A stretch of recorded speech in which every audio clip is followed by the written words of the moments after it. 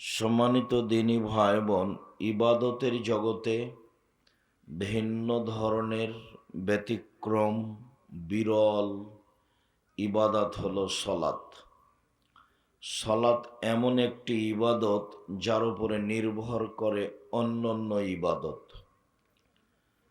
সলাত যদি কবুল হয় তাহলে বাকি ইবাদত কবুল হবে, আর সলাত যদি কবুল না হয় তাহলে বাকি ইবাদত বাতিল বলে গণ্য হবে, আর কোনো ইবাদত কবুল হবে না।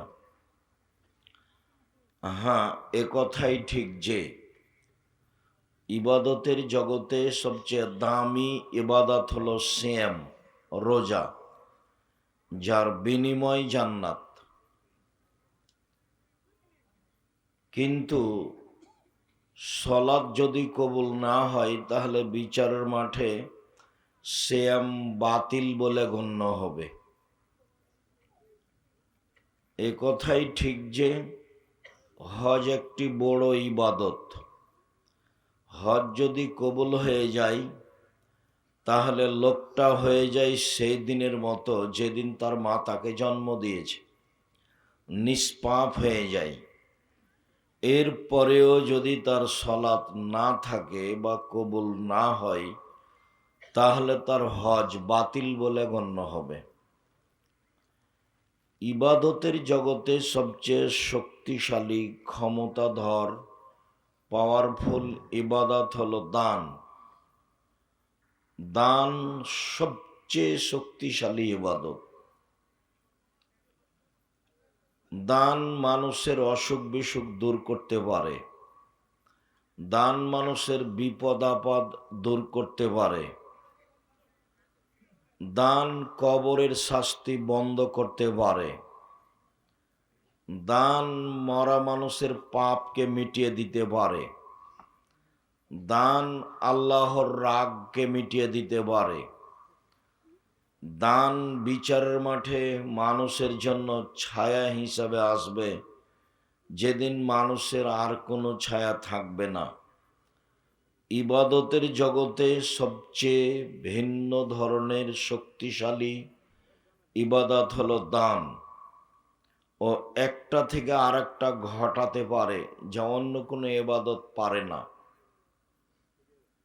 সলাত আদায় করলে বাপ মায়ের কবরের শাস্তি বন্ধ হবে না। সিয়াম পালন করলে বাপ মায়ের দাদা দাদির কবরের শাস্তি বন্ধ হবে না। হজ করলে বাপ মায়ের দাদা দাদির কবরের শাস্তি বন্ধ হবে না। তাসবিহ তাহলিল জিকির আজকার করলে বাপ মায়ের কবরের শাস্তি বন্ধ হবে না। কিন্তু দান এমন একটা ইবাদত, আপনি আপনার বাপ মায়ের নামে করলে তাদের কবরের শাস্তি বন্ধ হয়ে যাবে, এ কথা মুহাম্মদ সাল্লাল্লাহু আলাইহি সাল্লাম বলেন। ইবাদতের জগতে সবচেয়ে শক্তিশালী ইবাদত হলো দান। একটা থেকে আরেকটা ঘটাতে পারে। এর পরেও যদি সলাত না থাকে তাহলে দানের ইবাদত বাতিল বলে গণ্য হবে, অন্তত আপনার জন্য। সলাত এমন একটি ইবাদত যা মানুষের সাথে আপোষ করে না। হজ বড় ইবাদত, তবুও মানুষের সাথে আপোষ করে। কিভাবে? আচ্ছা যাক, এবছর হজ করব না, সামনে বছর করব, করেন। এই যে আপোষ হলো। রমজান মাসের সিয়াম, রমজান মাস, আজকে শরীরটা কেমন কেমন লাগছে, আচ্ছা থাক আজকে ছেড়ে দেন, আর একদিন করবেন পরে। এই যে আপনার সাথে আপোষ করলো, অথচ ফরজ ইবাদত। যাকাত আপনি দেন, 2 মাস আগেই দিয়ে দেন, 1 মাস পরে দেন, দেন দিলেই হলো, কিন্তু আপনার সাথে আপোষ করে। সলাত এমন একটা ইবাদত যা মানুষের সাথে আপোষ করে না। অজু করে সলাত আদায় করতে হয়, তো পানি নেই, তো তায়াম্মুম করে করেন। কথা কেন? কথা ছাড়াই কোনো প্রয়োজন থাকলে কাজ করবেন দয়া করে। আমি একজন আলোচককে উপেক্ষা করে বক্তব্য দিতে চাইনি। আপনাদের ভালোবাসা আমার কাছে কম নয়। আমি আপনাদেরকে খুব কাছে থেকে ভালোবাসতে চাই। আমার জীবনে আমি কারো বদনাম, কারো গীবাত, কারো প্রতিশোধ নেওয়া প্রয়োজন মনে করি না। আমার জীবনে বড় ত্যাগ, আমি মানুষের নামে বদনাম করব না ইনশাআল্লাহ, যে কোনো মূল্যে। আমাকে গালি দিয়ে ভরে ফেলে দিল, আমি তার উত্তর দিই না। আমি মানুষের প্রতিশোধ নিব না, যা হবে হবে। প্রতিশোধ নিয়ে আর বদনাম গীবাত করে আমি বাঁচতে রাজি নই। আর আমি আপনাদের বলতে চাই, দল পার্টি করে, দলীয় দাপট দেখিয়ে, ক্ষমতা দেখিয়ে, মানুষের জমি জায়গা দখল করে, মানুষকে অপমান করে, লুটতরাজ করে, রাহাজানি করে, অন্যায় করে, অবিচার করে 1 ঘন্টা বাঁচার চেষ্টা করিয়েন না, প্রয়োজন নেই। বাপের কিছু জমি জায়গা আছে, চাষ করে খান, বেগুনের চাষ করেন, নইলে চকলেট বিক্রি করে খান, নিজের মতো খান। 4টা কাজ করবেন জীবনে, জান্নাত হবে। 1, 5 ওয়াক্ত সালাত। 2, হালাল রুজি। 3, কোরআন তেলাওয়াত। 4, আড্ডা পিটা হারাম চিরদিনের জন্য। আড্ডা পিটা 2 ভাবে। একটা হলো মোবাইল নিয়ে ল্যাংটা মেয়ে দেখা ঘন্টার ঘন্টা, তার নাম আড্ডা পিটা। আর একটা হলো যে দোকানে ঘন্টার ঘন্টা বসে থাকা ল্যাংটা বেটি ছেলে নাচছে, আর আপনি বলছেন ভোটের খবর বলো, ও কি, এ কি করছে। শয়তানি কথা, নোংরামি কথা, বেহায়াই কথা, লজ্জাহীন কথা, বদনাম গীবাত দিন রাত আর একজনের করছেন। এগুলো থেকে বেঁচে থাকেন, জান্নাত হবে ইনশাল্লাহ। ভুল করে একদিন কারোর ব্যাপারে একটা কথা বলেছেন, আজীবন তাহাজ্জুদ পড়ে সফল হওয়া যাবে না। একটাই ভারী হয়ে যাবে, অনেক ভারী হবে। আল্লাহ নবী বলছেন, মানুষ না বুঝে কতগুলো কথা বলে দেয়, যার ফলাফল জাহান্নাম, কোনটা দিয়ে আর সেটা আদায় হবে না। আমি 12 আর 6, 24 তারিখ থেকে 22 তারিখ থেকে আমি 11 তারিখ পর্যন্ত লন্ডনে থাকলাম। প্রায় বহু জায়গায় ঘুরলাম, কোথাও আমি 2 জনকে বসে গল্প করতে দেখিনি। ওরা আপনাদেরকে গল্প করতে লাগিয়ে দিয়েছে, মোবাইল আপনাদের হাতে দিয়ে। ওরা এগুলো করে না। আমি সিঙ্গাপুর থেকে লন্ডন পর্যন্ত বিমান পৌঁছেতে 14 ঘন্টা সময় লাগলো একটানা। তো 14 ঘন্টায় আমি এদের যা দেখলাম, পুরুষ নারী, ওরা 2-1 জন নাটক দেখছে মোবাইলে, এটা আমার মনে হলো। বাকিরা কেউ বই পড়ছে, কেউ মোবাইলে হিসাব নিকাশ করছে, কেউ মোবাইলে বই পড়ছে, অথচ তারা ইহুদি, অথচ তারা খ্রিস্টান। আমার অনুমান হলো যে আমি সিঙ্গাপুর থেকে লন্ডন যাওয়া পর্যন্ত বিমানে ইহুদি খ্রিস্টান ছাড়া আর কোনো মানুষ ছিল না। আসার দিনও আমাকে তাই মনে হলো। তো আমার মনে হলো ফলাফলে যে মোহাম্মদ সাল্লাল্লাহু আলাইহি সাল্লামের চালচলন, সামাজিকতা ওরা নিয়ে নিয়েছে, আর সামাজিকতার অন্যায় অবিচার এদের উপরে চাপিয়ে দিয়েছে, মুসলমানের উপরে, যেটা ছিল জাহেলিয়াত। মারো, ধরো, দাগাবাজি করো, দাঙ্গামা হাঙ্গামা করো।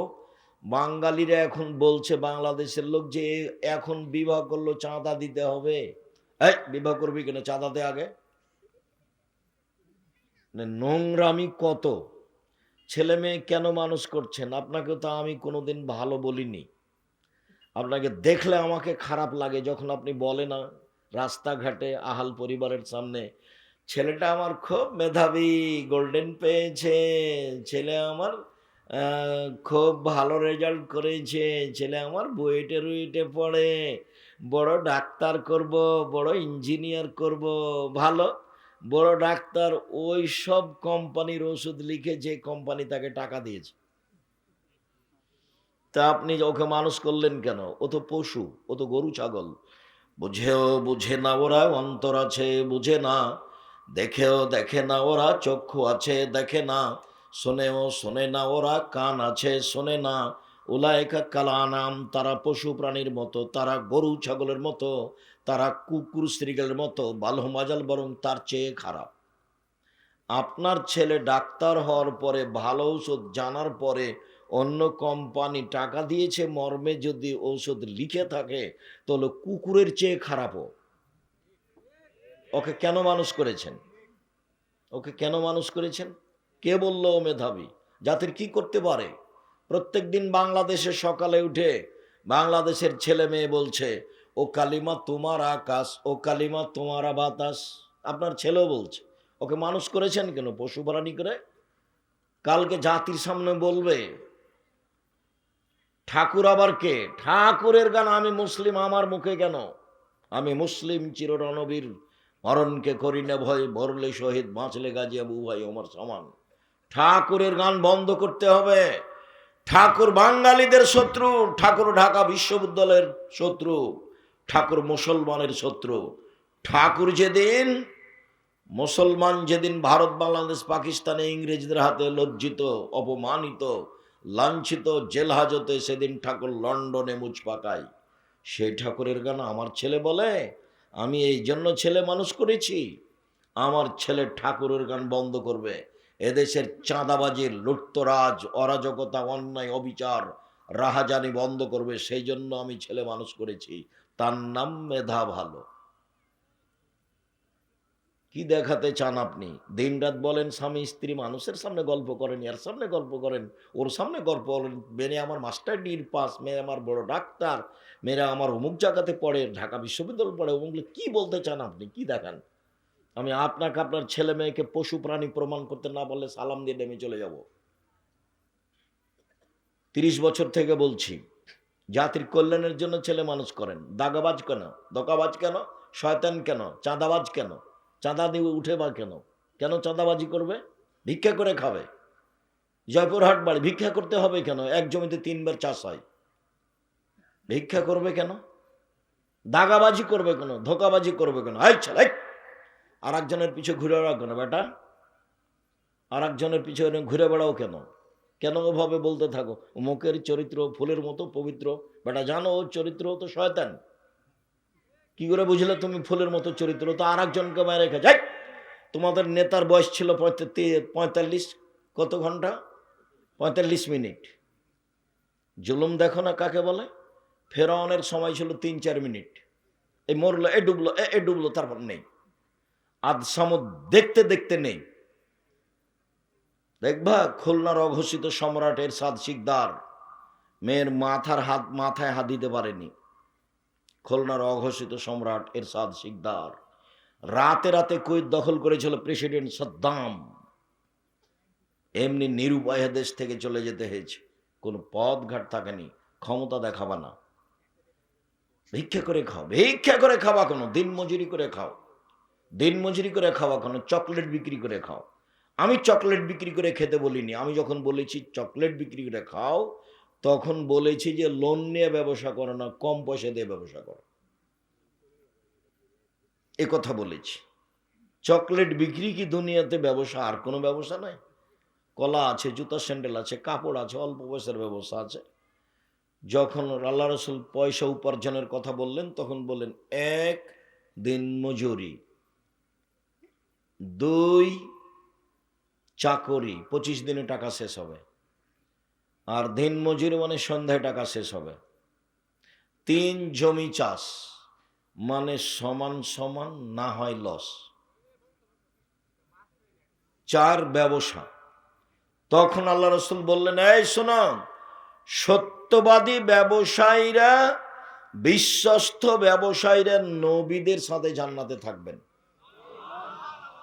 তখন তিনি বললেন না যে যারা জাপান থেকে মাল নিয়েছে চট্টগ্রামে নামায় ইনপোর্টে ব্যবসা করে তারা নবীদের সাথে থাকবে, কথা বলেননি।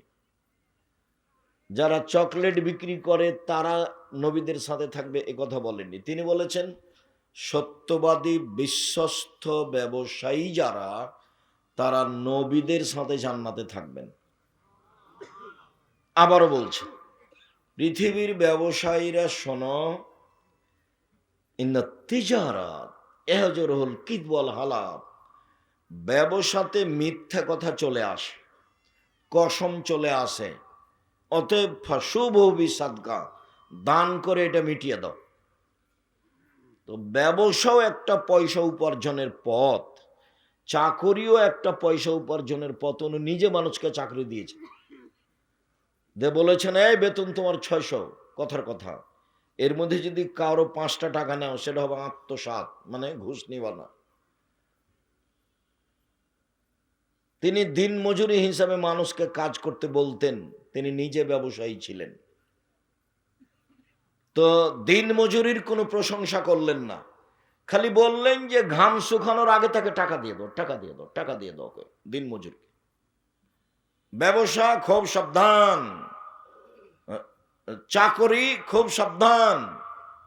যে টাকা বেতন নির্ধারণ হয়েছে ওরা 19-20 করবে না, নইলে জাহান্নামে হবে, সতর্ক।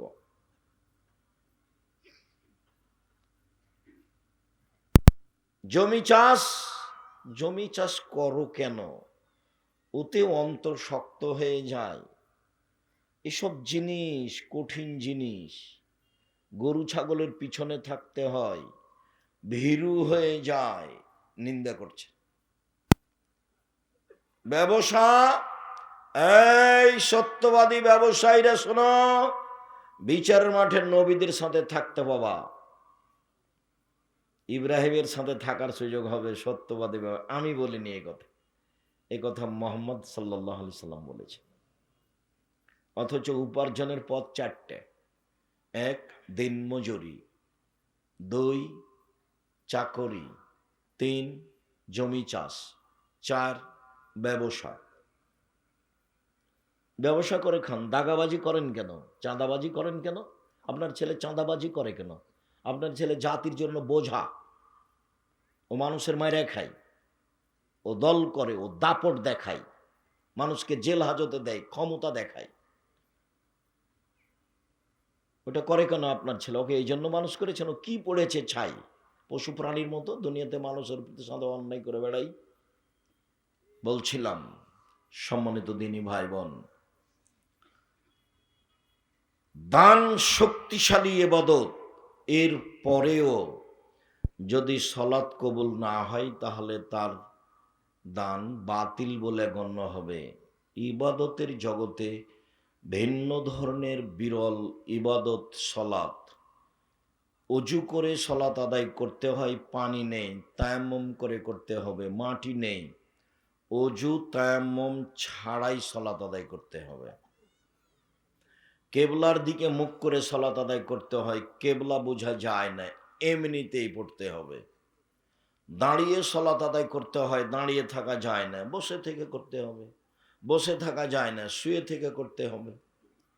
পরিষ্কার কাপড় পরে সলাৎ আদায় করতে হয়, পরিষ্কার নেই, যেই কাপড়ে পেশাব পায়খানা লেগে আছে সেই কাপড় পরেই সলাৎ আদায় করতে হবে। পরিষ্কার অপরিষ্কার কোনো কাপড়ই নাই, উলঙ্গ হয়ে আছেন পুরুষ নারী, কাপড় ছাড়াই আছে, নামাজের টাইম হয়ে গেছে, এই সময়তেই তাকে নামাজ পড়তে হবে, পড়তেই হবে। পৃথিবীর এক ভিন্ন ধরনের ব্যতিক্রম ইবাদত, মানুষের সাথে আপোষ করে না, মানুষের রোগ ব্যাধি বুঝে না। মানুষ পানিতে আছে না, আকাশে আছে না, গাড়িতে উঠে আছে, শিকল ধরে আছে, ঠেলে ঠেল মানে না, দাঁড়িয়ে আছে, সলাতের টাইম হয়ে গেছে, এইভাবেই পড়তে হবে। পৃথিবীর ব্যতিক্রম ইবাদত সলাত। সম্মানিত দিনী ভাই বোন, অলসতা করে সলাৎ ছেড়ে দিলে ইমাম আহমদ বিন হাম্বল রাহিমাহুল্লাহ বলেছেন ওকে জবে করতে হবে, মেরে ফেলে দিতে হবে, হত্যা করতে হবে। ইমাম আবু হানিফা রাহিমাহুল্লাহ বলেছেন ওকে জেলখানায় বন্দি করে পিটিয়ে সলাৎ আদায় করাতে হবে। বর্তমানে আরবি বিদ্বানগণ বলছেন যে স্বামী সলাৎ আদায় করে, স্ত্রী করে না, স্ত্রী করে স্বামী করে না, তাহলে বিভাগ কেটে গেছে। চেয়ারম্যান মেম্বার লাগে না, খাতা কলম লাগে না, কাজই লাগে না, এমনিতেই গেছে। তারা আরো বলছে যে অবস্থায় মারা গেলে তার জানাজা হবে না। তারা আরো বলছে যে মারা গেলে তার জানাজা তো হবে না, হবেই না, তার কাফন দাফন মুসলমানের কবরস্থানে হবে না, ওকে হিন্দুদের শ্মশান ঘাটে ফেলে দিতে হবে। তারা এইভাবেই কলম ধরেছে। ইবাদতের জগতে ব্যতিক্রম ইবাদত সলাত। মহান আল্লাহ বলেন, ফাকিমুস সালাত ওয়া আতুজ যাকাতা, তোমরা সালাত আদায় করো, যাকাত প্রদান করো, আদেশ। মহান আল্লাহ বলেন, ফাসল্লি লিরাব্বিক ওয়ানহার, মুহাম্মদ সাল্লাল্লাহু আলাইহি সাল্লাম আপনি সালাত আদায় করুন, কুরবানি করুন। মুহাম্মদ সাল্লাল্লাহু আলাইহি সাল্লাম আপনি সালাত আদায় করুন, কুরবানি করুন, আদেশ। আব্দুল্লাহ ইবনে উমর বলেন, রাসূল সাল্লাল্লাহু আলাইহি সাল্লাম বলেছেন, ইসলামের ভিত্তি হলো 5টা, যার উপরে ইসলাম নির্ভর করে, একজন মানুষের ঈমান নির্ভর করে। এক, আমি সাক্ষ্য দিচ্ছি বলে যে আল্লাহ ছাড়া কোনো মাবুদ নেই, মানে শিরক করা হবে না, মানে জন্ম দিবস, মৃত্যু দিবস, মা দিবস, বাপ দিবস, পায়খানা দিবস কোনোটাই গ্রহণ করা হবে না, সব বাতিল। আমি সাক্ষ্য দিচ্ছি আল্লাহ ছাড়া কোনো মাবুদ নেই, মানে শিরক বাতিল, চিরদিনের জন্য শিরক বিদায় নিয়েছে, কোনো জায়গাতে শিরক করা হবে না, সব বাতিল। আমি সাক্ষ্য দিচ্ছি আল্লাহ ছাড়া কোনো মাবুদ নেই। 2, আমি সাক্ষ্য দিচ্ছি মোহাম্মদ আল্লাহর রাসূল, মানে বিদাত চিরদিনের জন্য বন্ধ, বিদাত করা যাবে না। যেটুকু ইবাদত করবেন সেটুকু আগে প্রমাণ হতে হবে রাসূল করেছেন কিনা। যদি না হয়, বিদাত করেন, খুব ইবাদত করলেন, রাসূলের জন্মদিবস এমন পালন করলেন, ট্রাকে উঠে সিগারেট মুখে দিয়ে দাড়ি চেঁচে, যদি প্রমাণ করতে না পারেন তো চাঁপাই নবমজের ভাষাতে আমও গেল, ছালাও গেল, কাঁদতে কাঁদতে 2 চোখও গেল। বিদআত করলে রাসূলকে অপমান করা হয়, শিরক করলে আল্লাহকে অপমান করা হয়। বিদআত করলে ইবাদত কবুল হয় না, শিরক করলে ইবাদত বাতিল হয়। 2টা পাপের নিজস্ব ক্ষমতা আছে। আমি সাক্ষ্য দিচ্ছি আল্লাহ ছাড়া কোনো মাবুদ নাই, মানে আমি শিরক করব না। আমি সাক্ষ্য দিচ্ছি মোহাম্মদ আল্লাহর রাসূল, মানে আমি বিদআত করব না। যাহাই করিব তাহাই রাসূলের পদ্ধতিতে করিব। 1, 2, ও একামি সলাত আদায় করতে হবে। 3, ও ইতাই যাকাত, যাকাত দিতে হবে। 4, অসবে রমজান মাসের সিয়াম পালন করতে হবে। 5, আল হজ মান ইসতাতা ইলাইহি সাবিলা, সম্ভব হলে হজ করতে হবে। 5টা ফরজ বিধান, তার 2 নম্বর হচ্ছে সলাত, আর 1 নম্বর হচ্ছে সাক্ষী। সাক্ষী নেই যার, বিচার আচার নেই তার, সাক্ষী নেই যার, দাড়ি পাল্লা নেই তার, হিন্দুদের পাপ নেকি ওজন হবে না, কেন? তার সাক্ষী নেই, তার নেকি নেই।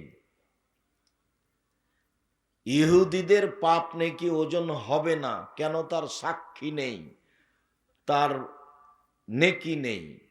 খ্রিস্টানের পাপ নেকি ওজন হবে না, কেন? তার সাক্ষী নেই। আমি সাক্ষ্য দিচ্ছি আল্লাহ ছাড়া কোনো মাবুদ নেই, আমি সাক্ষ্য দিচ্ছি মোহাম্মদ আল্লাহর রাসূল, এইটা না থাকার কারণে তাদের কোনো নেকি নেই, পাপ নেকি ওজন হবে না। শিয়াদের হবে না, কাদিয়ানীদের হবে না, যারা আকীদায় মার খেয়ে গেছে তাদের পাপ নেকি বিচারের মাঠে ওজন হবে না, ওরা গেছে। আর পাপ নেকি ওজন হওয়ার জন্য 2টা পাল্লা লাগে, নাহলে ওজন হবে না। আপনাদের পাশে গাইবান্ধা আপনারা খুব ভালো বুঝেন, সকালবেলাতে বাং ঘাড়ে করে নিয়ে গেছে, তার 2টা আছে ডালি 2 দিকে। তো এখন বিকেল বেলাতে বাচ্চা একটা ওর গেছে মাঠে, তো বাচ্চাটাকে নিয়ে আসবে, তখন কি করেছে, বাচ্চাটাকে একটা ডালিতে দিয়েছে আর একটা ডালিতে মাটি চাপালছে, দিয়ে কাঁধে করে নিয়ে আসছে, নাহলে সমতা থাকবে না। যে বোঝা যায় কোথায়? তো মানে পাপ নেকি যে ওজন হবে, আল্লাহ বলছেন তোর তো নেকি নাই, তো ওজন হবে কি দিয়ে? তো ওটা বাতিল। আল্লাহকে জাহান নামে দিবে কিভাবে? তখন আল্লাহ বলছেন ফাইউ খাজবিন নওয়াসি বলা দাম, তার মুখের সামনে দিক পা ধরে তাকে জাহান নামে নিক্ষেপ করা হবে, ওজন নেই। ফালা নকুমেলাহুম ইয়াউমাদির, আমি পাপ নেকি ওজন করব না। শুনুন, সালাত ফরজ বিধান, যে কোনো মূল্যে মানতে হবে, মানতেই হবে। কেউ যদি জেনে শুনে সালাত আদায় না করে, এতক্ষণ বলছিলাম সালাত আদায় করতেই হবে। কেউ যদি জেনে শুনে সালাত আদায় না করে, তার ব্যাপারে রাসূল সাল্লাল্লাহু আলাইহি ওয়াসাল্লাম বলেন বেনাল আবদে ওয়া বেনাল কুরফে তারকুস সালাহ, মুসলমান এবং কাফের মধ্যে পার্থক্য হচ্ছে সালাত ছেড়ে দেওয়া। যে সালাত আদায় করে সে মুসলমান, যে করে না সে কাফের। রাসূল সাল্লাল্লাহু আলাইহি ওয়াসাল্লাম বলেন মান তারাকা সালাতা মুতাআম্মিদান ফাকাদ কাফারা, কেউ যদি ইচ্ছাকৃত সালাত ছেড়ে দেয় তাহলে কাফের হয়ে গেল। আসহাবু মুহাম্মাদিন সাল্লাল্লাহু আলাইহি সাল্লাম লা ইয়ারুনা তারকুহু কুফরুন গায়রা সালাহ, সাহাবীগণ সালাত ব্যতীত অন্য কোনো ফরজ বিধান ছেড়ে দিলে কাফের মনে করতেন না, মনে করতেন বড় পাপী। জাকাত ছেড়ে দিয়েছে, বড় পাপী, কখন দিবে? দিবে দিবে দেখ। হজ যায় না কেন? টাকা আছে, যায় না কেন? জমি আছে, জায়গা আছে, জপুরের বাড়ি, অনেক শস্য আদি হয়, দেরি করছে কেন? তো পাপী, ও কাফের হয়নি। সাহাবীগণ যে কোনো বড় বিধান ছেড়ে দিলে কাফের মনে করতেন না। তবে সলাৎ ছেড়ে দিলে সাহাবীগণ তাকে কাফের মনে করতেন। এই কারণেই ইমাম আহমদ ইবনে হাম্বল রাহিমাহুল্লাহ তাকে হত্যা করতে হবে বলে ঘোষণা দিয়েছেন। চলেন, সংক্ষিপ্ত বুঝলাম সালাত আদায় করতেই হবে, তারপরে বুঝলাম সালাত আদায় করে না যে সে কাফের, তারপরে বুঝি সালাত আদায় করে কিন্তু রাসূলের পদ্ধতিতে করে না, তখন কি হবে? চলেন দেখি। আল্লাহ তাআলা বলেন ফাওয়াইলুল লিল মুসাল্লিন আল্লাযীনা হুম আন সালাতিহিম সাহুন, যারা অমনোযোগ সহকারে সালাত আদায় করে, এমনিতে দাঁড়ায় যায় আসে, ভালোবাসা নেই, আর না হলে নিয়ম নেই, পদ্ধতি নেই, হোমসি খেলি করে, এরা ওয়াইল নামক জাহান্নামে যাবে নিশ্চিত। এরা জাহান্নামী, আল্লাহ বলছে। সালাত আদায় করেও জাহান্নামে যাবে, আল্লাহ বলছে। আবু হুরায়রা রাদিয়াল্লাহু তাআলা আনহু বলেন রাসূল সাল্লাল্লাহু আলাইহি সাল্লাম বলেছেন মান হাফাজা আলাইহা তাকুনু লাহু ইয়ামাল কিয়ামা নূরান ওয়া বুরহানান নাজাতান ইয়ামাল কিয়ামা, কে যদি ঠিকঠাক সালাত আদায় করে, নিয়ম মাফিক করে, সময় মতো করে, তাহলে এই সালাত তার জন্য বিচারের মাঠে আলো হবে, দলিল হবে, বাঁচার মাধ্যম হবে। আল্লাহ ইহাফিজ আলাইহা, আর যে ব্যক্তি ঠিকঠাক সালাত আদায় করবে না, নিয়ম মতো করবে না, রুকু সিজদা ঠিক মতো করবে না, ইন্নাহু ইয়াউমাল কিয়ামা মা ফিরআউন হামান ও উবাই ইবনে খালফ, ও বিচারের মাঠে ফেরাউনের সাথে থাকবে। নাউজুবিল্লাহি মিন জালিক। পৃথিবীতে সবচেয়ে বড় বদ মানুষ ফেরাউন। এত বড় বদ মানুষ পৃথিবীর ইতিহাসে কেউ জন্ম নেয়নি। অনেকে আল্লাহ দাবি করেছে, কিন্তু এরটা ভিন্ন ধরনের। এর দাবিগুলো আল্লাহ কোরআন মাজিদে উল্লেখ করেছে। এ একবার বলছে মুসা লাইনিত্তাখাস্তা ইলাহান গায়রি লাজালান্নাকা মিনাল মাসজুনিন, মুসা তুমি আমাকে বাদ দিয়ে কাউকে যদি আল্লাহ বলে দাবি করো, তাহলে তোমাকে আমি জেলখানায় বন্দি করে দেব মুসা। একবার বলছে ফেরাউন মুসা মা আলিমতু লাকুম মিন ইলাহিন গায়রি, আমি ব্যতীত তোমাদেরকে আল্লাহ আছে এটা আমি জানি না। একদা ফেরাউন বলছে, আনা রব্বুকুমুল আলা, আমি হচ্ছি তোমাদের সবচেয়ে বড় প্রতিপালক, সবচেয়ে বড় আল্লাহ। এগুলো ফেরাউনের বক্তব্য।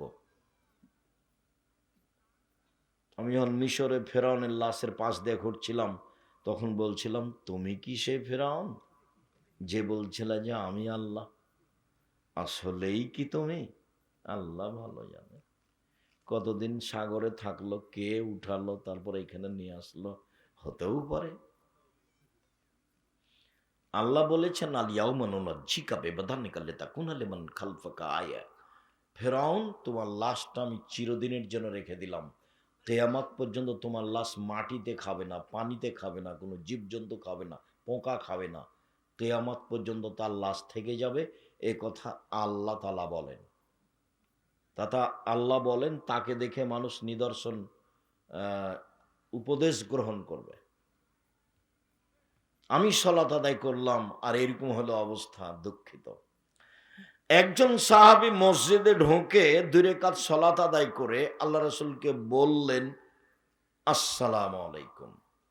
তখন আল্লাহ রাসূল বললেন, সাল্লি ফাইন্নাকা লাম তুসাল্লি, তুমি সালাত আদায় করো, তুমি করনি।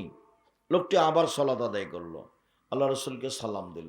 আল্লাহ রাসূল বললেন, সাল্লি, তুমি সালাত আদায় করো, তুমি করনি। লোকটি আবার সালাত আদায় করলো, আল্লাহ রাসূলকে সালাম দিল। আল্লাহ রাসূল বললেন, তুমি সালাত আদায় করো, তুমি করনি।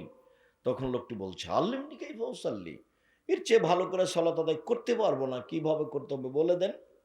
আর রুকু সিজদায় ভুল ছিল। তো রাসূল, হাদিস বুখারী মুসলিম, রাসূল সাল্লাল্লাহু আলাইহি সাল্লাম তাকে যদি বলতেন, হ্যাঁ তুমি সালাত আদায় করেছো, তবে খুব একটা ভালো হয়নি, তাহলে না হয় একটা হতো। একইবারই যে না করে দিলেন, বলছেন তুমি সালাত আদায় করো, তুমি করনি। তিনবার সববারই না করলেন। একবার যদি একটু বলতেন যে খুব একটা ভালো হয়নি, একটু ভালো করে করো না, এরকম বললেন না, সব না। হুযায়ফা রাদিয়াল্লাহু তাআলা আনহু একটা লোককে সালাত আদায় করতে দেখলেন, তার রুকু সিজদা ঠিক ছিল না। তো সালাম ফিরার পরে বলছে, এই শোনো, তোমার সালাত হয়নি, তুমি যদি এখন মারা যাও তাহলে ইসলামের নিয়ম নীতির উপরে তোমার মরণ হবে না, রাসূলের পদ্ধতির উপরে তোমার মরণ হবে না, মানে তুমি জাহান্নামে গেছো।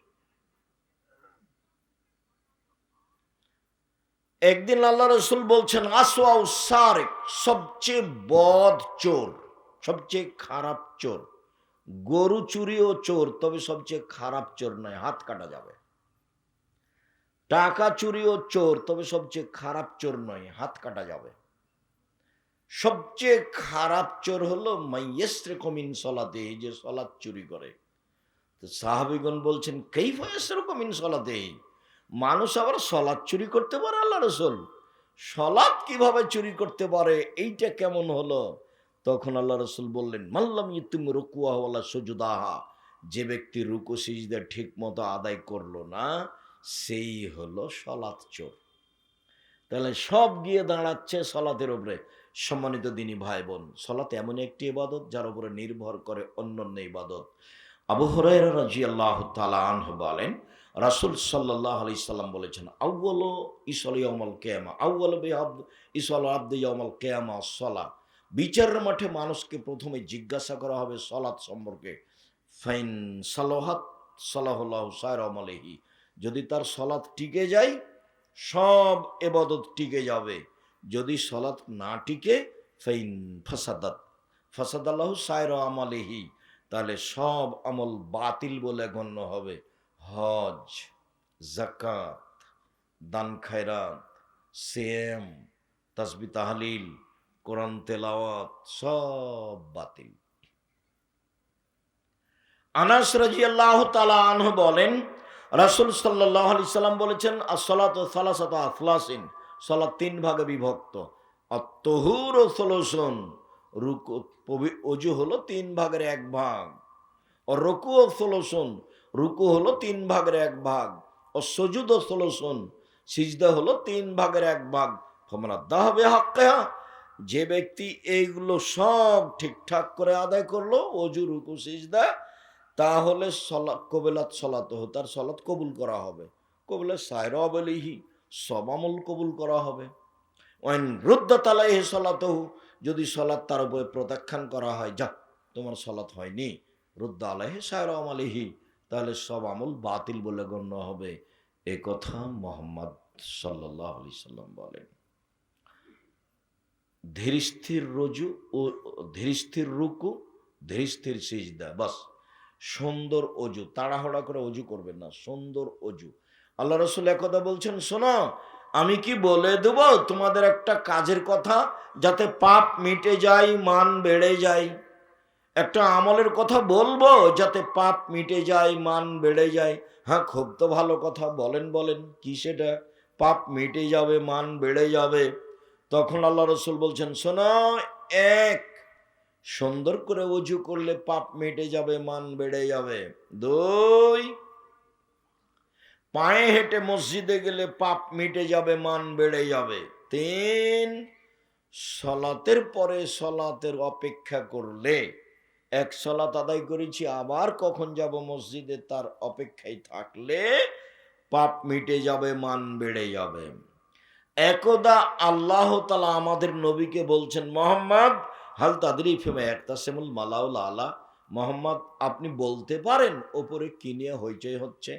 আমাদের নবীকে আল্লাহ তাআলা মোহাম্মদ বলে ডাকতেন, জিবরাইল আমাদের নবীকে মোহাম্মদ বলে ডাকতেন, আর সাহাবিগণ আমাদের নবীকে বলতেন আল্লাহ রাসূল বলেছেন। আল্লাহ রাসূল আপনি এটা করবেন, আল্লাহ রাসূল দিয়েছেন, আল্লাহ রাসূল গেছেন, আল্লাহ রাসূল খেয়েছেন। সাহাবিগণ বলতেন আল্লাহ রাসূল দিয়েছেন, আল্লাহ রাসূল করেছেন। আর মোহাম্মদ বলতে, আল্লাহ বলতেন মোহাম্মদ, জিবরাইল বলতেন মোহাম্মদ। আর ভারত, বাংলাদেশ, পাকিস্তানের ওলামায়ে কেরাম, ফজলায়ে জামেরা বলছে হুজুরে পাক সাল্লাল্লাহু আলাইহি সাল্লাম, হুজুরে পাক। নামটাই বিদাতি। সবার মহাস্থানের পাশে বাড়ি, সবাই বা এরকম, বা আরো যত মহাস্থান আছে বাংলাদেশে, কত আছে তার কোনো হিসাব নাই। আল্লাহ তুমি মাফ করো, কবরের সাথে সম্পৃক্ত মানুষ। বলছিলাম, সম্মানিত দিনী ভাই বোন, সালাত ব্যতিক্রম ইবাদত। মোহাম্মদ বলতে পারেন উপরে কিনে হইচই হচ্ছে? হ্যাঁ বলতে পারি। কি বলতো? সুন্দর করে অজু করলে পাপ মিটে যাবে, মান বেড়ে যাবে, এইটা বলা বলি হচ্ছে। পায়ে হেঁটে মসজিদে গেলে পাপ মিটে যাবে, মান বেড়ে যাবে, এইটা বলা বলি হচ্ছে। সলাতের পরে মসজিদে বসে বসে তাসবিহ তাহলিল জিকির আজকার করলে পাপ মিটে যাবে, মান বেড়ে যাবে, এইটা বলা বলি হচ্ছে। তারপরে আল্লাহ রাসূল বলছেন, এখন ফাইন ফালা আশা বেখাইরিন ও মাতা বেখাইরিন, এই লোক যদি মরে যায়, মরে যাওয়া ভালো। এই লোক যদি বেঁচে থাকে, বেঁচে থাকা ভালো। এই লোক যদি মরে যায়, মরে যাওয়া ভালো। এই লোক যদি বেঁচে থাকে, বেঁচে থাকা ভালো।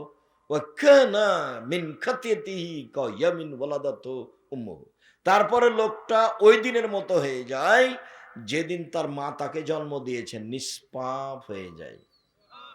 কি আমল? এক, সুন্দর করে অজু। দুই, পায়ে হেঁটে মসজিদ। তিন, সালাতের পরে জিকির। সালাম দিয়ে লাফ দিয়ে উঠলেন কেন? জুমার দিনে সবার পরে গেছে, দিয়ে সবার আগে আসার জন্য হুড়াহুড়ি করছে। শরম হয় না? সলাত ফাজিলামি করো সলাতের সাথে। উমর রাদিয়াল্লাহু তাআলা বেঁচে থাকলে তোমাকে ওরে ঘর ধরে বসিয়ে দিত, আর শতকরা 95 জন 98 জন বক্তার আজীবন জেল হতো, কেউ বাইরে থাকতো না। বক্তৃতা একটা পেশার মধ্যে চলে এসেছে। শেষে চলে আসলাম। রাসূল সাল্লাল্লাহু আলাইহি ওয়াসাল্লাম বলেন, সাল্লু কামা রাআইতুমুনি উসাল্লি। সময় কত?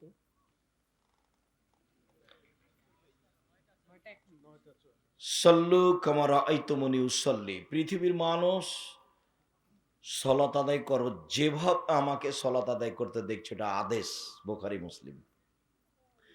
পৃথিবীর মানুষ তোমরা সালাত আদায় করো যেভাবে আমাকে সালাত আদায় করতে দেখছো, নারী পুরুষ একই হুকুম, সরিষা সমপরিমাণ কমবেশ নয়, নারী পুরুষ একই হুকুম। এতটুক পার্থক্য যে নারী যদি ইমাম হতে চায় তাহলে সামনে যেতে হবে না, কাতারেই দাঁড়াবে। এতটুক পার্থক্য যে নারী যদি ইমাম হয় মহিলা, আর যদি ভুল হয় তাহলে পিছনে সাথে যারা আছে কাতারে, ওরা এ ডান হাতকে বাম হাতের পিঠের উপরে মেরে আঘাত করবে, তখন ইমাম বুঝবে যে আমার ভুল হয়েছে। আর পুরুষ ইমাম হলে কি বলতে হবে? সুবহানাল্লাহ। এইটুকু পার্থক্য ছাড়া পুরুষ নারীর সালাতের মধ্যে সরিষা সমপরিমাণ পার্থক্য নেই। সাল্লু কামা রাআইতুমুনি উসাল্লি। পৃথিবীর মানুষ, যেভাবে আমাকে সালাত আদায় করতে দেখছো সেভাবে করো। আব্দুর রাজ্জাক সাহেব, নবীকে এখন বেঁচে আছেন যে কাবা ঘরে গিয়ে দেখে আসবো? কথাও তো ঠিকই। তো আল্লাহ রসুল বলছেন যে আমি চলে গেলাম, তারাক্তু ফিকুম আমরান, দুটা জিনিস আমি রেখে গেলাম, দেখে দেখে ঠিক করো। এক, কোরআন মাজিদ, দুই, হাদিস। প্রায় 3 লক্ষ জাল হাদিস আছে, কোনটা দেখবেন? আমার বাসায় আছে 10,000। কতটি? 10,000। কথা তো ঠিকই, তাহলে এখন কি পরামর্শ দিতে পারি? একটা পরামর্শ দিই। বোখারি আর মুসলিম, বাংলা বোখারি দেখে সালাত ঠিক করেন, আর বাংলা মুসলিম। ব্র্যাকেট দেখবেন না, ব্র্যাকেট দেখবেন, ওই নাম্বার দেখবেন না, হাসিয়া 2-3 নিচে আছে লিখা, ওগুলো দেখবেন না। অনুবাদ দেখে ঠিক করবেন কোন কিতাব? বোখারি মুসলিম। আব্দুর রাজ্জাক সাহেব, আর কিছু? হ্যাঁ, আর একটা বলা যায়, রিয়াজুস সলেহিন। প্রায় সব হাদিস ঠিক। রিয়াজুস সলেহিন নাম শোনেননি আপনারা? এইটা আমার পরামর্শ থাকলো। 2 নম্বর, রিয়াজুস সলেহিন থেকে ঠিক করেন। আরেকটা পরামর্শ, এটা 3 নাম্বার, নিতে পারেন। আমরা যারা কিছু বই পুস্তক লিখেছি,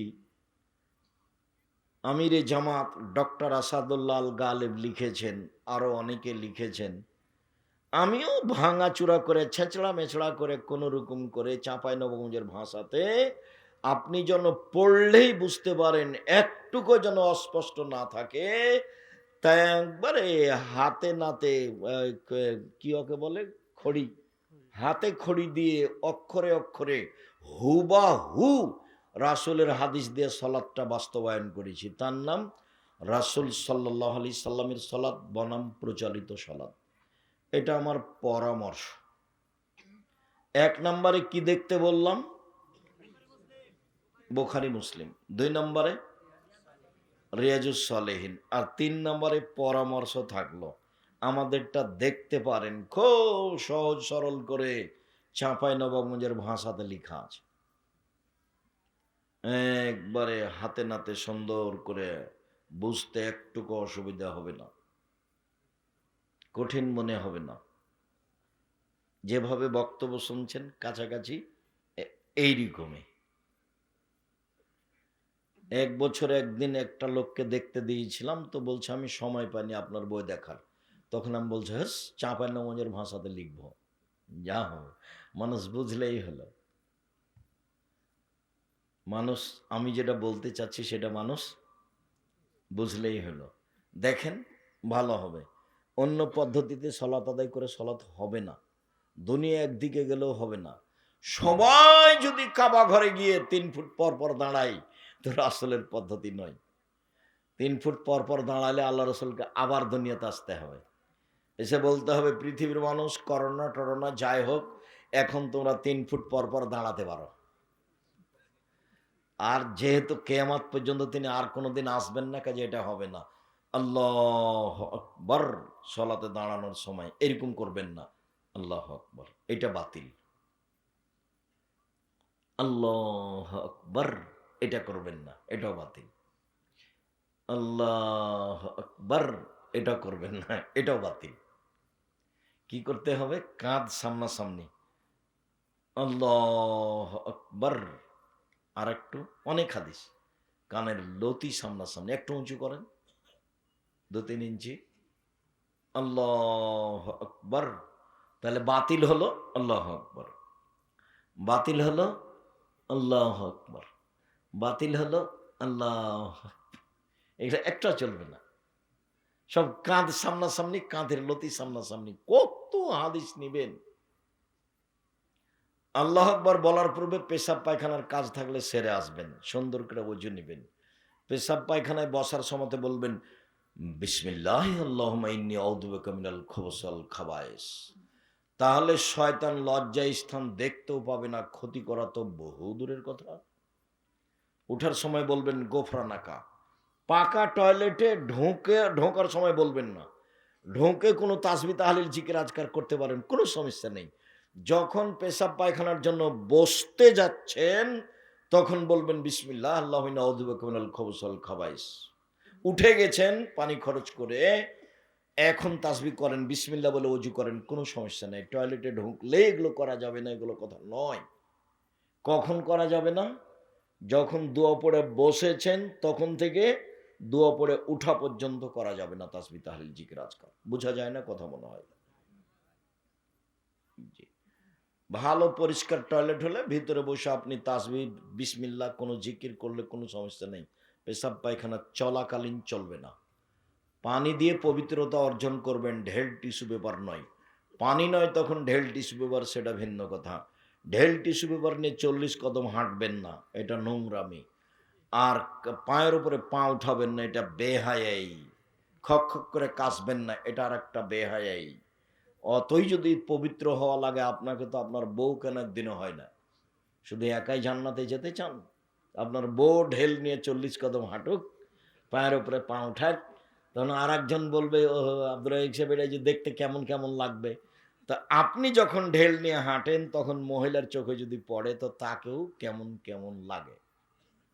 এই জন্য এই নোংরামি শরীয়তে বাতিল, এসব বেহাই বাতিল। আল্লাহ আকবার। ডান হাতের কবজি বাম হাতের কবজির উপরে সহিহ হাদিস, বাহুর উপরে বাহু সহিহ হাদিস, বুকের উপরে রাখবেন 5টা সহিহ হাদিস, নাভির নিচে রাখেন 3টা জয়ীফ হাদিস। এরপরে সানা পড়েন, গুরুত্বপূর্ণ সানাটা পড়বেন আল্লাহুম্মা বাঈদ বাইনি ওয়া বাইনা খাতায়ায়া কামা বা'আদতা বাইনাল মাশরিকি ওয়াল মাগরিব, আল্লাহুম্মা নাক্কিনি মিনাল খাতায়া কামা ইয়ানাক্কা সাবুল আবিজু মিনাদ দানাস, আল্লাহুম্মা আগসিল খাতায়ায়া বিল মাই ওয়াস সালজি ওয়াল বারাদ। হে আল্লাহ, তুমি আমার পাপকে আমার থেকে দূরে করে দাও, পূর্ব থেকে পশ্চিম যত দূরে। আল্লাহ, তুমি আমার পাপকে ধুয়ে দাও যেভাবে সাদা কাপড়কে ময়লা থেকে ধুয়ে পরিষ্কার করা হয়। আল্লাহ, তুমি আমার পাপকে বরফ তুষার স্বচ্ছ পানি দিয়ে ধুয়ে পরিষ্কার করে দাও। আউযু বিল্লাহি মিনাশ শাইতানির রাজিম। মারদুদ বিতাড়িত শয়তান থেকে বাঁচতে চাচ্ছি। বিসমিল্লাহির রহমানির রহিম। পরম দাতা দয়ালুর নামে আরম্ভ করলাম। আলহামদুলিল্লাহি রাব্বিল আলামিন। বিশ্বজগতের প্রতিপালকের প্রশংসা। আর রহমানির রাহিম, তিনি হচ্ছেন পরম দাতা দয়ালু। মালিক ইয়াউমিদ্দিন, তিনি হচ্ছেন বিচার দিনের মালিক। ইয়াকা না'বুদু, একমাত্র তোমার ইবাদত করি।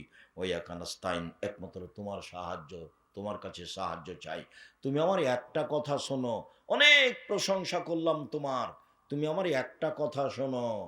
ইহদিনাস সিরাতাল মুস্তাকিম, তুমি আমাকে সোজা পথ দেখাও। সিরাতাল্লাযিনা আনআমতা আলাইহিম, ওদের পথ দেখাবা যাদের ভালোবেসেছো, যাত্রার পথ দেখাবা না। ওদের পথ দেখাবা যাদের ভালোবেসেছো। গায়রিল মাগযুবি আলাইহিম ওয়ালাদ-দাল্লিন, যারা অভিশপ্ত ওদের পথ দেখাবে না, যারা ভ্রান্ত ওদের পথ দেখাবে না। লম্বা সময় ধরে যে দোয়া করলাম আমিন, সেটা কবুল করো। একটা সূরাতে আছে আমিন, আর কোথাও নেই। খুব ব্যাপক অর্থপূর্ণ দোয়া হলো সূরা ফাতিহা। এই জন্য ইমাম বুখারী বলছেন সূরা ফাতিহা একাই থাকলেও পড়তে হবে, মুক্তাদি হলেও পড়তে হবে, ইমাম হলেও পড়তে হবে, সরব হলেও পড়তে হবে, নীরব হলেও পড়তে হবে, সালাত আদায় করলে পড়তেই হবে। এটা ব্যতিক্রম দোয়া। আর আল্লাহর কাছে কিছু চাইলে প্রশংসা করা লাগে। আল্লাহ এরকম হুট করে কথা সহ্য করেন না। মানুষের কাছে যদি আপনি 10,000 টাকা নিতে চান, তো আসসালামু আলাইকুম ভাইজান, আপনি খুব ভালো মানুষ, সবাইকে টাকা দেন, আমিও খুব বেকায়দায় পড়েছি, আমাকে ফিরিয়ে দিয়েন না, 10,000 টাকা দেন, আমার ছেলের হাতটা ভেঙে গেছে। তো এখন ভাববে তুই এখন সকালবেলায় চলে এসেছিস রে, কি আর করি, আচ্ছা বিকালে আয়, যা বিকালে আয়। মানে খেপে যাবে না। আর যদি গিয়ে বলেন আমার ছেলের হাত ভেঙে গেছে 10,000 টাকা দেন, কে তুই রে তোর জন্য টাকা বানায় নাকি, টাকসাল আছে, এরকম হবে। মানে প্রশংসা হলে নরম হয়। তা আল্লাহ সবচেয়ে প্রশংসা প্রিয়, খালি প্রশংসা করেন, খুশি, আলহামদুলিল্লাহ খুব খুশি, সুবহানাল্লাহ খুব খুশি, আলহামদুলিল্লাহ খুব খুশি। একবারে খুশিতে আপনি যা চাইবেন তাই দিয়ে দিবে।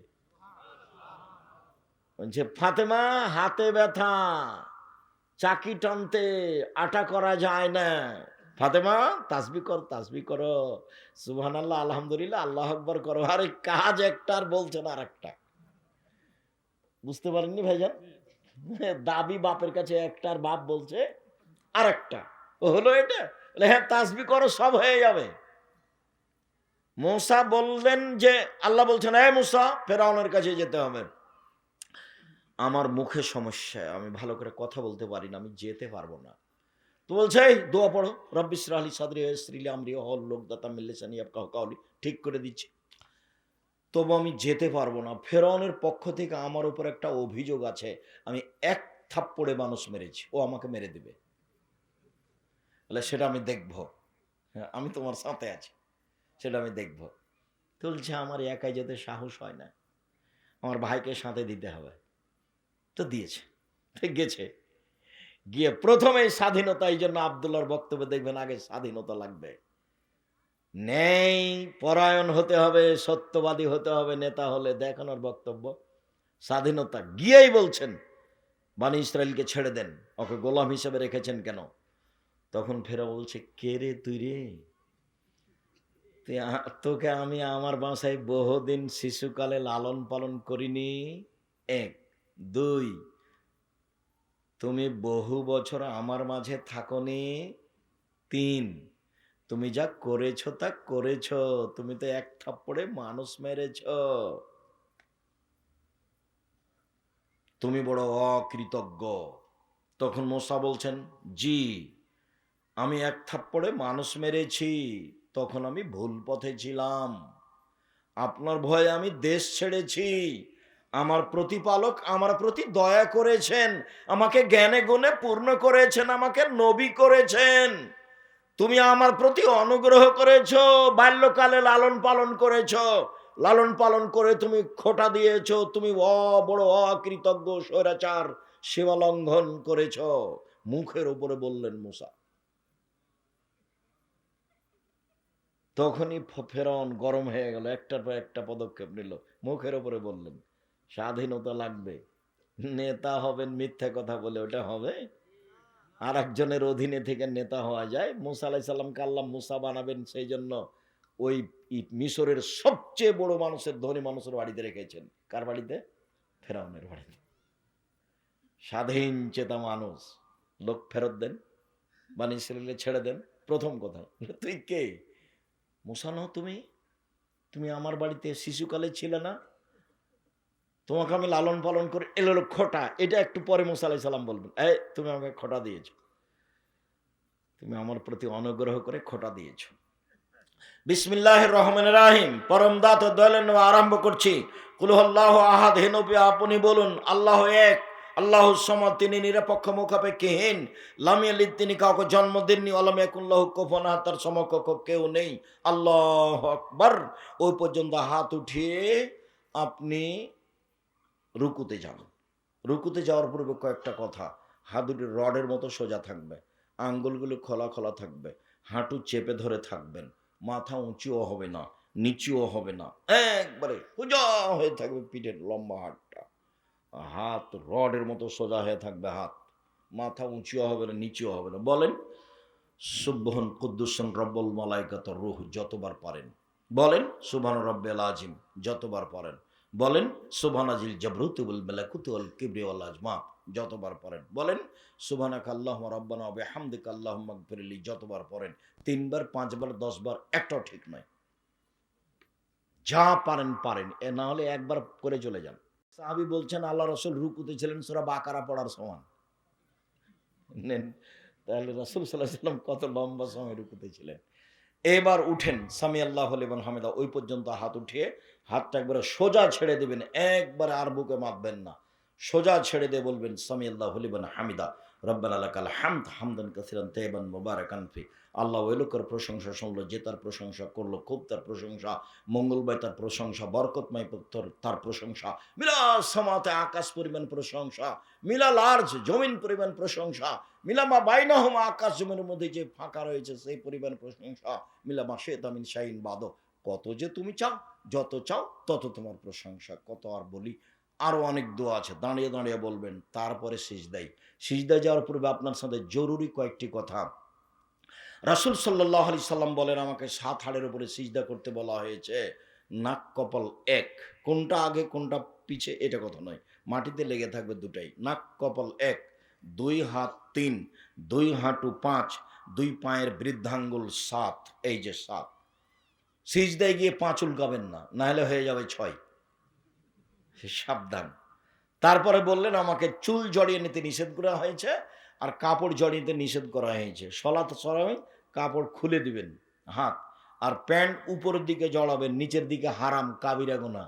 3 শ্রেণীর মানুষের সাথে আল্লাহ কথাই বলবেন না। যা তাহাজ্জুদ তুলে রাখো, কথাই নাই। 1, টাকনুর নিচে প্যান্ট পায়জামা লুঙ্গি পরে যে, তার সাথে কথা নয়। 2, মিথ্যা কথায় দায়িত্ব পালন করে যে, ধোঁকাবাজ মিথ্যাবাদী যে, মিথ্যাবাদী মিথ্যা কথায় দায়িত্ব পালন করে যে, হেড মৌলানা, headmaster, principal, vice chancellor, chairman, member, MP, মন্ত্রী, এডিসি, ডিসি, যারা যেখানে দায়িত্ব পালন করছে মিথ্যা কথা বলে, প্রতি মাসে যদি উমরা করে তবু আল্লাহ তার সাথে কথা বলবেন। যা কথাই নাই। হাদিস বুখারী মুসলিম। 3, বেশি বয়সে জেনা করে যে, ওর সাথে কথা নাই, আল্লাহ কথাই বলবেন না, যাও এখান থেকে। তার মধ্যে পায়জামা প্যান্ট টাকনুর নিচে পরা, উপরে জড়াবেন, নিচে নয়। কথা বুঝতে পারেননি? হাত জড়াবেন না। তারপর আমাকে চুল জড়িয়ে নিতে নিষেধ করা হয়েছে। মহিলারা খোপা খুলে দিবে, বেনি গাঁথা থাকলে খুলে রাখতে পারে, খোপা খুলে রাখতে হবে। সবাকে সিজদা দিতে হবে। মহিলারা সিজদা হবে তখন খোপা খুলে সালাত আদায় করবে। বেনি গাঁথা থাকলে থাক, নাহলে খোপা খুলে দিয়ে সালাত আদায় করবে। 2 হাতকে 2 কানের পাশে রাখবে, কোনোয় উঁচু করে রাখবে, যেন ছাগলের বাচ্চা পার হতে পারে। একাধিক সহিহ হাদিস, মহিলা পুরুষ একই হুকুম, মহিলা পুরুষ একই হুকুম, 19-20 কোনো হুকুম নেই। মহিলারও পেটের নিচ দিয়ে ছাগলের বাচ্চা পার হতে পারে। ওই বুবুর কথা বাতিল, বুবুর কথা বাতিল, বুবুর কথা এখানে চলবে না। কোনো দল সংগঠন নাই এখানে। জামিয়া সালাফে, যেমন জামিয়া সালাফে দেশের সবচেয়ে বড় প্রতিষ্ঠান, সবচেয়ে বড় জামিয়া সালার রূপগঞ্জ, যেটা সেটা 100 বিঘা জমির উপরে, যেটা ডাঙ্গিপাড়া সেটা 50 বিঘা জমির উপরে ছেলেরটা, যেটা মেয়েদের হচ্ছে সেটা 70 বিঘা জমির উপরে, যেটা দিনাজপুরে সেটা 20 বিঘা জমির উপরে, চট্টগ্রামে প্রায় সব জেলাতে এরকম জমি দেখা যায়। 5000 ছেলে মেয়ে পড়াশোনা করত, 25-এ 26-এ বেশি হয়েছে। 300 জন শিক্ষক শিক্ষিকা আছেন। এখন বেতন প্রায় 45 লক্ষ, অর্ধ কোটি টাকা মাসে বেতন লাগে। দেশের সবচেয়ে বড় প্রতিষ্ঠান জামিয়া সালাফিয়া, শিরক মুক্ত প্রতিষ্ঠান জামিয়া সালাফিয়া, বিদাত মুক্ত প্রতিষ্ঠান জামিয়া সালাফিয়া, দল মুক্ত প্রতিষ্ঠান জামিয়া সালাফিয়া, সংগঠন মুক্ত প্রতিষ্ঠান জামিয়া সালাফিয়া, হিংসা মুক্ত প্রতিষ্ঠান জামিয়া সালাফিয়া। কেউ কারো বিরুদ্ধে মুখ খুলতে পারবে না। অফিসে প্রায় 60, 70, 80 জন শিক্ষক বসে আছেন, কেউ কারো ব্যাপারে মুখ খুলতে পারবে না, মুখ খোলা নিষেধ। কেউ কারো পক্ষে কথা বলতে পারবে না। দলাদলি সংগঠন এটা আগে বিদায় করে দিয়ে দরজায় ঢুকতে হবে, গেটে। ওর নাম জামিয়া সালাফে। খুব সাবধান, কোনো কথা নেই, কারো কথা নেই। মাথাকে একবারে খালি রেখে সালাত আদায় করবেন, খালি জেহেন। কারো প্রতি ভালোবাসা নেই, মাত্র ভালোবাসা আল্লাহ এবং আল্লাহ রাসূল। কে? আল্লাহ এবং আল্লাহ রাসূল। আব্দুর রাহিক সাহেবকে খুব ভালোবাসে। আরে দেখি বাম হাতে পানি খাচ্ছে, ইন্না লিল্লাহি ওয়া ইন্না ইলাইহি রাজিউন। আমিও কি বাম হাতে পানি খাবো? তাহলে তা তো হতে পারে না। আব্দুর রাহিক সাহেব কোরআন হাদিস কথা বললে আছি, যদি না বলে তো নেই। ভালোবাসি, এই ওনাকে ভালোবাসি, সুযোগ পেলে একটু খাওয়াবো, ওনাকে অনুসরণ করি না। অনুসরণের মাত্র মানুষ একজন, কে? মুহাম্মদ সাল্লাল্লাহু আলাইহি সাল্লাম। সিজদাই সুবহান রাব্বিল আলা যতবার ইচ্ছে, সুবহান কুদ্দুসুন রব্বুল মালাইকাতুর রূহ যতবার ইচ্ছে, সুবহানাকাল্লাহুম্মা রাব্বানা ওয়া বিহামদিকা আল্লাহুম্মা আগফিরলি, যতবার ইচ্ছা। আল্লাহুম্মা আগফিরলি জামবি কুল্লাহু দিক্কাহু জুল্লাহু ওয়াল্লাহু আকরাহু লা নিয়াতুহু সিররা। আরও যত দোয়া হাদিসের মুখস্থ আছে সব বলে নেন। আল্লাহুম্মা ইন্নাকা আফুবুন তুহিব্বুল আফওয়া ফা'ফু আননি। যা পারেন বলেন। সিজদায় উঠে আসেন, কোরআন পড়বেন না, রুকুতে এবং সিজদায় কোরআন মাজিদ পড়বেন না। উঠে আসেন, আল্লাহুম্মা আগফিরলি ওয়ারহামনি ওয়াহদিনি ওয়াআফিনি ওয়ারজুকনি। আবার সিজদা করেন, এগুলো সব বলেন। আবার উঠে আসেন, এটা আত্তাহিয়াতুর বৈঠক। বাম হাত জমা করে হাঁটুর উপরে রাখেন, ডান হাতের দুইটা আঙুল জমা করে তৃতীয় আঙুলের নখের উপরে বৃদ্ধাঙ্গুলের পেটটা রাখবেন, অবিরাম নড়াবেন। যতবার নড়াচ্ছেন ততবার শয়তানকে আঘাত করা হচ্ছে। বাম পায়ের পাতার উপরে বসে থাকবেন, ডান পা খাড়া করে রাখবেন। এবার সালামের বৈঠক, বাম পাকে একবারে ডান দিক দিয়ে বের করে দিবেন, তারপর ডান পা খাড়া করে রাখবেন, আঙ্গুলটা কেবলামুখী থাকবে। আত্তাহিয়াত, তারপর দুরুদ, তারপর দোয়ায়ে মাসুরা। দোয়ায়ে মাসুরার পরে আমার একটা পরামর্শ আছে, বলেন তো সেটা কি? রব্বির হামহুমা কামা রাব্বায়ানি সাগীরা। আরও বলেন যা মন চাই। রাসূল সাল্লাল্লাহু আলাইহি সাল্লাম বললেন, তোমার যত দোয়া পড়ার মনে আছে সব পড়ো সালামের বৈঠকে। তুমি তোমার মতো পড়ো, পড়ো, যা পারো পড়ো। আমার এটা পরামর্শ, আমারটা এটা করতে হবে তা নয়। আজীবন পিতামাতার জমি জায়গা অর্থ সম্পদ ভোগ করলাম, তার স্নেহ নিয়ে যত্ন নিয়ে বড় বড় হলাম, কিছুই করতে পারলাম না, অন্তত এইটুকু বলি যে রব্বির হামহুমা কামা রাব্বায়ানি সাগীরা। আসসালামু আলাইকুম রহমতুল্লাহ, আসসালামু আলাইকুম রহমতুল্লাহ। এরপরে যা হবে জিকির। সম্মানিত দিনী ভাই বোন, মনে কিছু নিয়েন না, আমি একজনকে উপেক্ষা করে কথা বলছি, আমিও কষ্ট পাচ্ছি। তারপরেও প্রোগ্রাম এভাবেই সাজানো হয়েছে যা আমার জানা ছিল না। আর অ্যাক্সিডেন্ট হয়েছে এটাই ঠিক, অ্যাক্সিডেন্টে আমরা ভালো নিরাপদে ছিলাম, আমাদের কোনো কিছুই সমস্যা হয়নি। গাড়ি বড় ধরনের ক্ষতিগ্রস্ত হয়েছে।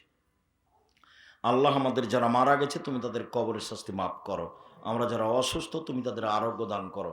আমরা যারা বেঁচে আছি তুমি তাদেরকে তোমার রাসূলের পদ্ধতি অনুযায়ী চলার তৌফিক দান করো। ও আইনে রাসূল সাল্লাল্লাহু আলাইহি ওয়াসাল্লাম দোয়া অধ্যায়, কোথাও দোয়া মুখস্থ করার জন্য যেতে হবে না। অনেক দিন আগে যেটা দিয়েছি সেটা ব্যবহার করেন। ওই যে রাসূল সাল্লাল্লাহু আলাইহি ওয়াসাল্লামের সালাত যেটা বইটা এভাবে এরকম, যেটা আমি একবারে হাতে নাতে অক্ষর অক্ষর করে লিখেছি, সেটা সালাতুর রাসূল, এটার উপদেশ। আর আব্দুল্লাহর বইটা আছে কিনা, আল্লাহর পথে যাত্রা, গেটে আপনারা দেখেন। আমি 2-4 মিনিট অপেক্ষা করতে পারি, সময়ের খবর বলতে পারছি না। আমি আমার পক্ষ থেকে কথা শেষ করলাম। সুবহানাকাল্লাহুম্মা ওয়া বিহামদিকা, সুবহানাকাল্লাহুম্মা ওয়া বিহামদিকা, আশহাদু আল্লা ইলাহা ইল্লা আনতা আস্তাগফিরুকা ওয়া আতুবু ইলাইক। আসসালামু আলাইকুম ওয়া রাহমাতুল্লাহ।